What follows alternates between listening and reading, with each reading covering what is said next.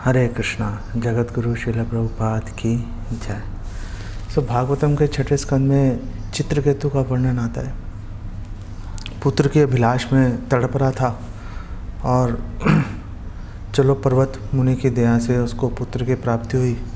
मृत्यु हो गई पुत्र की उसकी इवेंचुअली। उसकी जो बाकी रानियां थी उन्होंने सौत ईर्ष्या के चलते उन्होंने उसको विष दे दिया बच्चे को, बच्चा मर गया। तो बहुत ही दुखी हुआ और दुखी हुआ तो उस समय नारद जी आए पर्वत मुनि के साथ और नारद जी ने उस समय चित्रकेतु को भगवत ज्ञान दिया और उसको भागवतम में महाविद्या बोला गया। और चित्रकेतु ने बहुत ही मनोयोग से उन मंत्रों का उसने उच्चारण किया। भगवान विष्णु पर उसने ध्यान लगाया, भगवान नारायण पर, और एक हफ्ते के अंदर 7 days, एक हफ्ते में भगवान का साक्षात्कार कर लिया। भगवान ने दर्शन दिए, भगवान संकर्षण ने, और जब दर्शन दिए उस समय भगवान ने उसको अनेक शिक्षाएं दी चित्रकेतु को। और उसमें एक श्लोक भगवान ने बोला 6:16-63 में वो श्लोक अंकित है। और वहाँ पे भगवान कह रहे हैं एतावान एव मनुजैर योग नैपुण्य बुद्धि भी स्वार्थ सर्वात्मना ज्ञेयो यत परात्म एक दर्शनम। और भगवान संकर्षण कह रहे हैं चित्रकेतु को कि योग नैपुण्य बुद्धि भी, जो लोग जिनकी जो बुद्धि है, जो योग नैपुण्य बुद्धि भी, उनकी जो बुद्धि है बहुत कुशाग्र, बहुत ही कुशल है, बहुत सूक्ष्म बुद्धि है उनकी। कैसे हो गई उन मनुष्यों की बुद्धि? योग नैपुण्य, उन्होंने योग का पालन किया। योग क्या है? अभी जो योग बुद्धि नैपुण्य है इसको आप जोड़ेंगे एतावानेव, इसके साथ में जोड़ के देखेंगे कि वो लोग जिनकी बुद्धि, तो ये वो लोग कौन है? तो इससे पिछले श्लोक में 62वें श्लोक में भगवान वर्णन कर रहे हैं ऐसे लोग कौन है। वो कह रहे हैं ज्ञान विज्ञान समतृप्तो मद्भक्ता पुरुषो भवेत्। जिन लोगों को ज्ञान भी मिल गया, थ्योरेटिकल नॉलेज मिल गई, विज्ञान भी उन्होंने उसको अनुभव भी कर लिया उन्होंने, वो लोग क्या करते हैं? मद्भक्ता, ऐसे पुरुष, मद्भक्ता पुरुषो, ऐसे जो पुरुष हैं, ऐसे मनुष्य हैं, भवेत् बन जाते हैं, मद्भक्ता मेरे भक्त बन जाते हैं। और जब भक्त बन जाते हैं फिर आगे बोला एतावानेव मनुजय, ऐसे जो मनुष्य हैं उनको, उनके बारे में कहा जा सकता है योग नैपुण्य बुद्धि, कि उनकी जो बुद्धि है वो योग, अर्थात योग का मतलब भक्ति योग के कारण उनकी बुद्धि बहुत निपुण, बहुत कुशाग्र, कुशल हो गई है। और ऐसे लोगों को पता चल जाता है, ऐसे लोगों को ज्ञात होता है कि आखिर उनका सबसे बड़ा स्वार्थ किसके अंदर है। और वो परात्म, पर आत्म, परा मतलब भगवान, आत्म मतलब स्वयं, एक दर्शनम, उनका एकत्व हम देखते हैं भगवान का और स्वयं का, आत्मा और परमात्मा का वो एकत्वम बेसिकली देखना शुरू कर देते हैं। सर्वात्मना, पूरा दम इसी के अंदर, पूरी एफर्ट इसी के अंदर वो लगा देते हैं। और उनको ये बात समझ में आ जाती है कि इससे हायर ट्रुथ जो है, इससे बड़ा सत्य कोई बेसिकली अवेलेबल नहीं है। श्रीधर स्वामी जो हैं उन्होंने जब इस श्लोक के ऊपर वो टीका कर रहे थे और उस टीका में उन्होंने ये जो परात्म एक दर्शनम का उन्होंने सायुज्य मुक्ति के अनुसार उन्होंने इसकी टीका की थी। उन्होंने बोला था कि जो परात्म एक है दर्शन, इसका मतलब है कि वो एकत्वम की सायुज्य बेसिकली मुक्ति की बात कर रहे हैं। यहाँ पर जीवा गोस्वामी इसको फर्दर एक्सप्लेन करते हैं। वो कहते हैं कि चलो देखो, मुक्ति 5 तरह की है। वो 5 तरह की मुक्ति जो है, सायुज्य, सारूप्य, सालोक्य, सामीप्य, सारिष्टि, इन 5 तरह की मुक्तियों के अंदर जो सायुज्य मुक्ति है कि भगवान में लीन होना, भगवान की ब्रह्मज्योति, भगवान का जो प्रकाश है उसके अंदर लीन होना, वो सबसे निकृष्ट है। श्रीधर स्वामी यहाँ पर उस सायुज्य मुक्ति की यहाँ पर बात कर रहे हैं।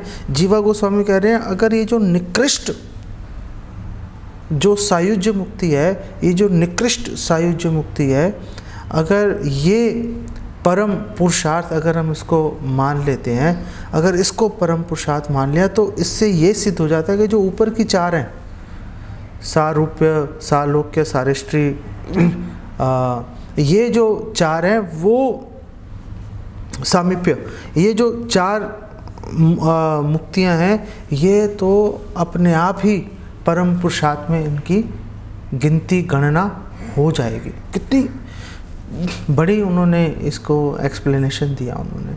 और वो कह रहे हैं कि ये जो इस तरह का जो दर्शन है, ये दर्शन ही जीव और भगवान का जो एकत्व है, ये दर्शन जो है यही सुख, परम सुख जो है जीव को, मनुष्य को प्रदान कर सकता है। इसका क्या मतलब है? इसका मतलब है जो त्रिवर्ग पुरुषार्थ है, धर्म अर्थ काम, ये पूर्ण सुख कभी भी प्रदान नहीं कर सकता।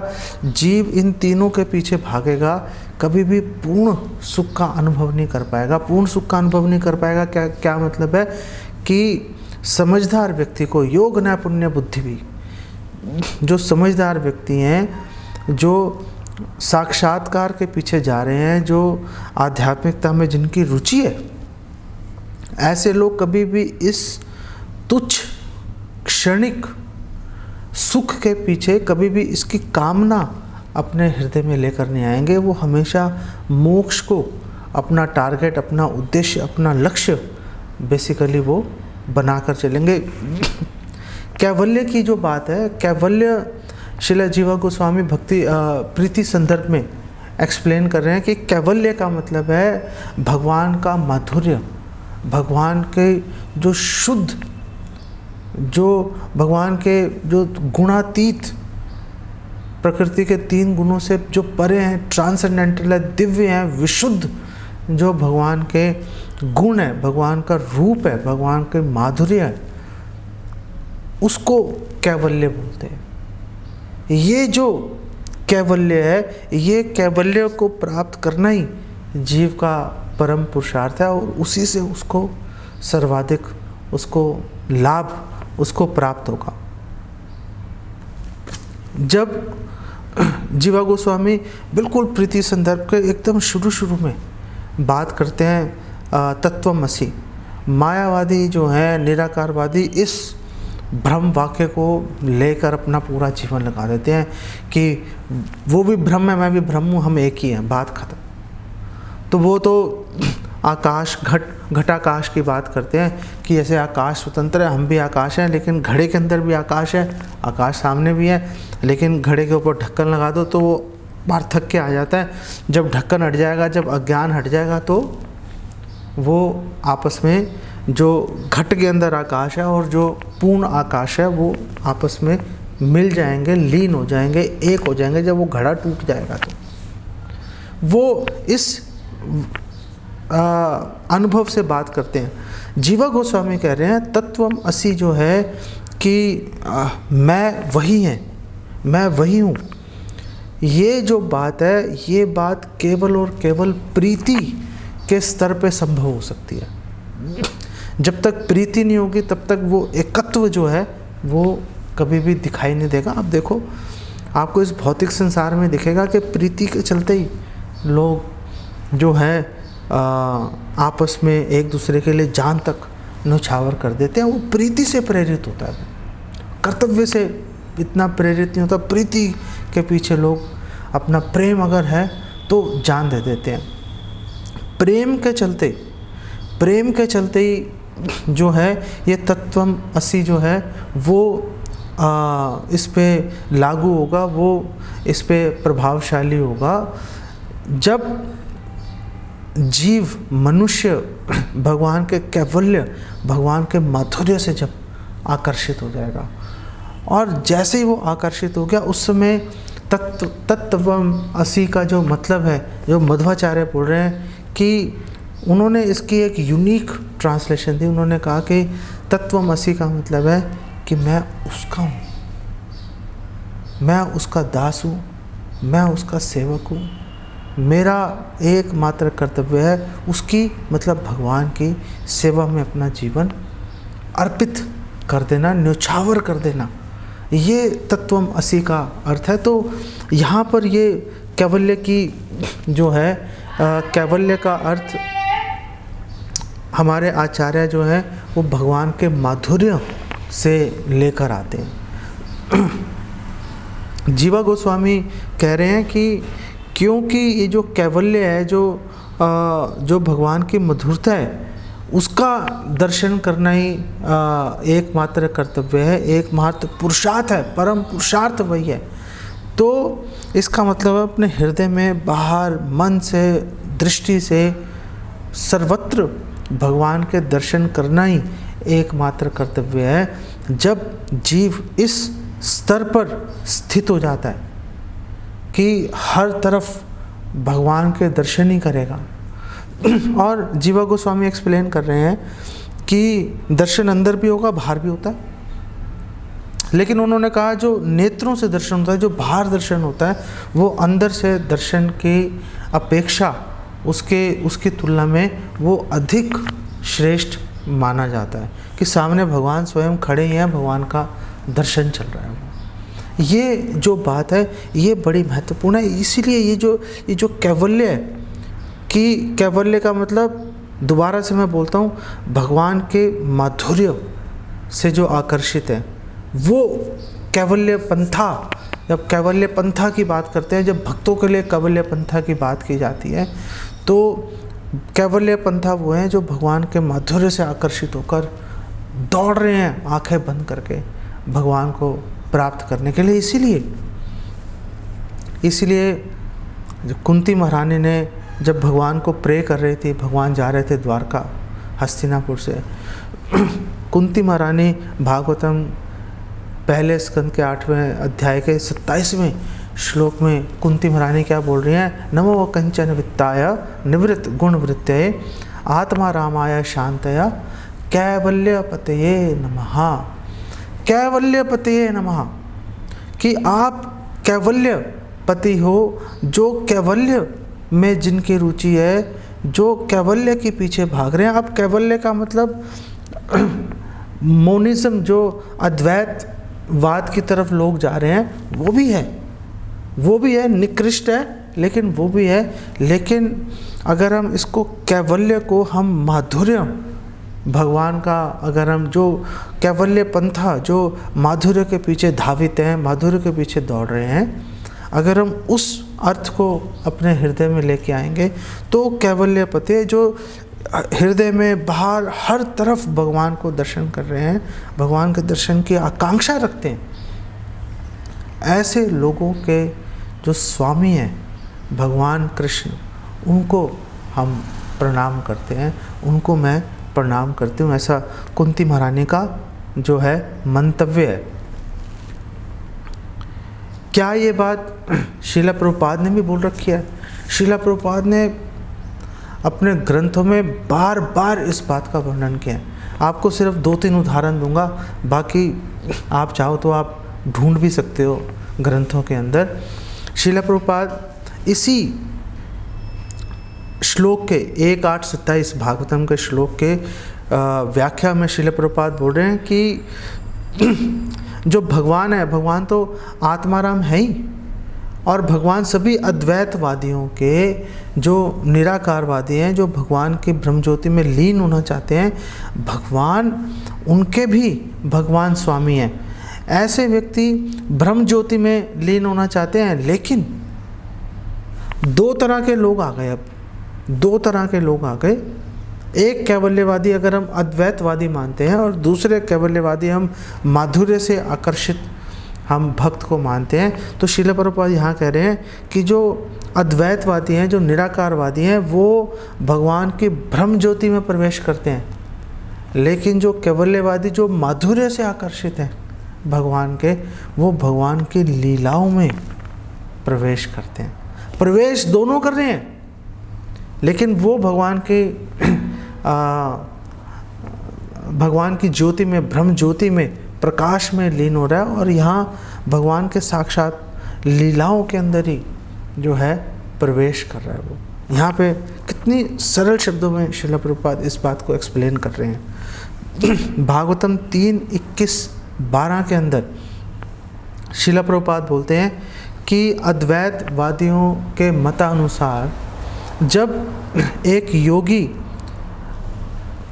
पर ब्रह्म से एक हो जाता है, एकत्वम हो जाता है, तो वो अपना जो उसका व्यक्तिगत अस्तित्व है वो खो देता है कि मेरा अस्तित्व तो अब खत्म हो गया, और वो जो सर्वोच्च स्थिति है कैवल्य को, वो कैवल्य की स्थिति को प्राप्त करता है। लेकिन श्रील प्रभुपाद अब बोल रहे हैं लेकिन वास्तव में भगवान साक्षात्कार है, कैवल्य है। बिल्कुल क्लियर श्रील प्रभुपाद बोल रहे हैं कि भगवान का साक्षात्कार मतलब सच्चिदानंद रूप विग्रह, भगवान जो आनंद, जो रसई, जो खुद ही बेसिकली रस है। भगवान के अंदर रस ऐसा नहीं है, भगवान खुद ही रस है बेसिकली। ऐसे भगवान के प्रति जो आकर्षित हो जाते हैं वो वास्तव में उस स्थिति को श्रील प्रभुपाद कह रहे हैं, वो स्थिति जो है वो कैवल्य है। और आगे श्रील प्रभुपाद एक्सप्लेन कर रहे हैं इसके तात्पर्य में। श्रील प्रभुपाद बोल रहे हैं कि ये समझना कि परम भगवान पूर्णतः आध्यात्मिक हैं और उनको समझने के लिए मनुष्य को, जीव को भी पूर्णतः आध्यात्मिक बनना पड़ेगा। ये जो एकत्वम है, ये जो एकत्वम है विचारों का, इसको बेसिकली कैवल्य, इसको कैवल्य कहा जाता है। 3:21-12 के व्याख्या में श्रील प्रभुपाद इस बात का वर्णन कर रहे हैं। 4:3-23 के व्याख्या में भी श्रील प्रभुपाद बात करते हैं। श्रील प्रभुपाद बोल रहे हैं देखो, जब व्यक्ति भौतिक प्रकृति के कल्मश, उसके दोषों से जब निवृत्त हो जाता है, शुद्धिकरण हो जाता है उसका, तो वो कृष्ण भावनामृत में, शुद्ध कृष्ण भावनामृत में स्थित हो जाता है। उस स्थिति को बोलते हैं वसुदेव। और वो बोल रहे हैं कि इस वसुदेव, इस विशुद्ध स्थिति में वासुदेव भगवान का, कृष्ण का जो है साक्षात्कार अनुभव संभव हो जाता है। और वो कह रहे हैं कि ये जो स्थिति है जिसमें भगवान का साक्षात्कार हो रहा है उसको कैवल्य कहा जाता है। वो जो स्थिति है वो कैवल्य है। कैवल्य का मतलब है शुद्ध मानसिकता, शुद्ध चेतना। और फिर श्रील प्रभुपाद कोट कर रहे हैं, ज्ञानम सात्विकम कैवल्यम। जब व्यक्ति की चेतना पूरी तरह से शुद्ध हो जाती है वो कैवल्य में स्थित माना जाता है। इसलिए वसुदेव जो पूर्णतः शुद्ध चेतना है उसको भी कैवल्य बोला जाता है। लेकिन ये जो कैवल्य है श्रील प्रभुपाद कर रहे हैं, ये कैवल्य अद्वैतवादी, निराकारवादी भी इसका प्रयोग करते हैं, जो मोनिस्ट हैं वो भी इसका प्रयोग करते हैं। लेकिन श्रील प्रभुपाद बिल्कुल क्लियर कह रहे हैं, इम्पर्सनल कैवल्य is not the last stage of realization. जो साक्षात्कार है कैवल्य, जो अद्वैतवादियों का कैवल्य है, वो सर्वोच्च स्थिति नहीं है। उससे ऊपर जो भगवान, भगवत साक्षात्कार है वही कैवल्य है। कृष्ण, पूर्ण कृष्ण भावनामृत का मतलब है कि हम सच्चिदानंद विग्रह भगवान कृष्ण का अनुभव प्राप्त कर लें।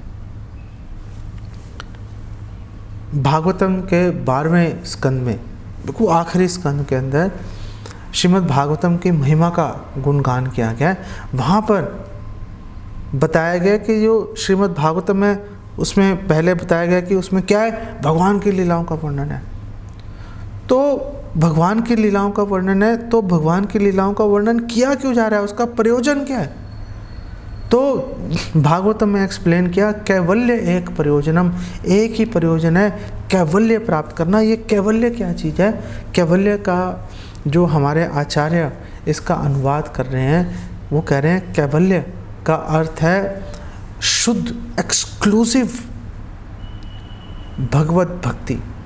कि और किसी के बारे में आप अन्यत्र और किसी के बारे में आप सोच ही नहीं रहे, आप केवल और केवल भगवान के बारे में सोच रहे हो, केवल और केवल भगवान के बारे में। और किसी भी वस्तु, इनफैक्ट भगवान कृष्ण के, हमारे आचार्य तो ये भी कह रहे हैं कि भगवान कृष्ण के जो स्वांश हैं, जो अन्य स्वांश हैं भगवान के, उनके बारे में भी भक्त विचारने लेके आया था। एक मात्र भगवान कृष्ण पर पूरी तरह से फोकस करता है, उसी को सफल माना जाता है, वही परम पुरुषार्थ है। इससे नीचे जितनी भी स्थितियां हैं उनको परम पुरुषार्थ बेसिकली नहीं गिना जा सकता। ये कैवल्य इतना महत्वपूर्ण है, ये कैवल्य इतना महत्वपूर्ण है कि एक उपनिषद ही बना दिया, कैवल्य उपनिषद। और कैवल्य उपनिषद में बताया गया है श्रद्धा भक्ति ध्यान योगात वेति।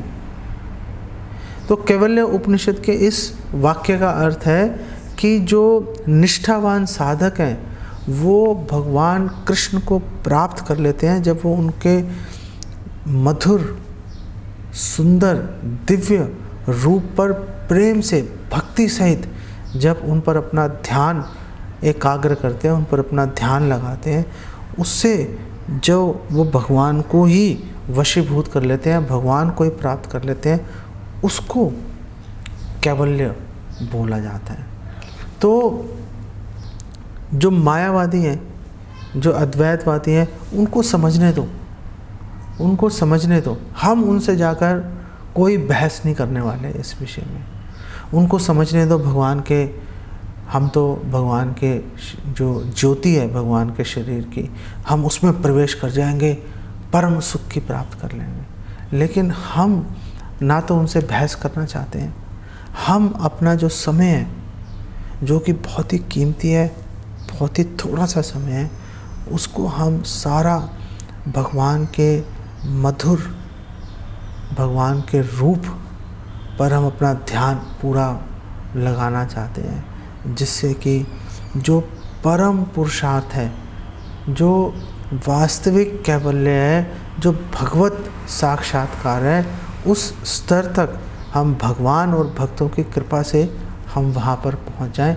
और फिर भगवान घोषणा करें कि देखो इस भक्त ने जो है, इस भक्त ने कैवल्य परम पुरुषार्थ इस भक्त ने प्राप्त कर लिया, इसका जीवन सफल हो गया। इसी के ऊपर ध्यान लगाना हर योग बुद्धि नैपुण्य, ऐसे व्यक्ति जो है जिनकी बुद्धि निपुण है, जिनकी बुद्धि बहुत कुशाग्र है, सूक्ष्म है, ऐसे भक्त तभी उनको माना जाएगा कि वो समझदार हैं जब वो इस दिशा में अपना कदम उठाएंगे। यहीं पे विराम देते हैं इसको। जगत गुरु श्रील प्रभुपाद की जय। हरे कृष्णा।